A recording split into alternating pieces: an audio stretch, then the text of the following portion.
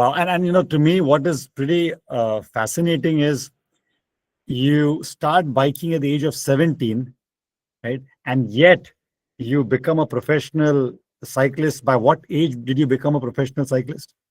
22.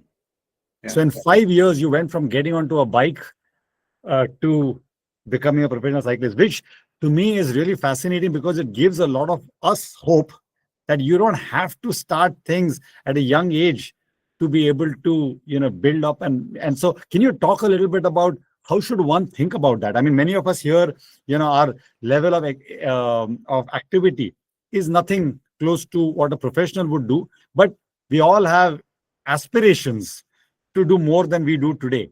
But very often that whole, I'm starting so much later in life. Can I ever get there? How do you think about this, Andrew? Yeah, I think twofold. I mean, of course, my own story to professional cycling is a good example.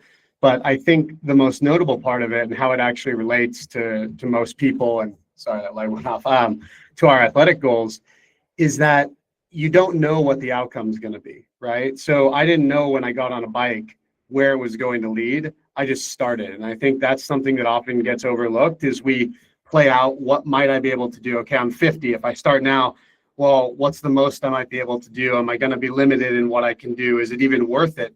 The answer is always yes, it's always worth it. But I think just taking a step back and saying, okay, the best time to start was yesterday. The next best time to start is today. And I know it's a cliche, but it's absolutely true. And some of us, I and myself as well, you can overthink it too much and worry about, what am I going to get out of starting now? I'm an okay example, to be honest. My favorite story I like to share with people is I'm good friends with a guy named Ken Rideout. Ken is 53 now. Ken ran a 2:29 marathon, which is like an exceptional marathon, at the age of 51 and became Masters world champion. Ken was a Wall Street trader who was an opioid addict who didn't start running till his later 30s. So he had no real athletic abilities through his youth, all that. And through a decade of sobriety and dedication, he ran a 2:29 marathon. So the point is that you don't know where it's going to lead, but you just have to start. And of course, not all of us, myself included, are going to progress to that level in whatever we take up, whatever domain it is.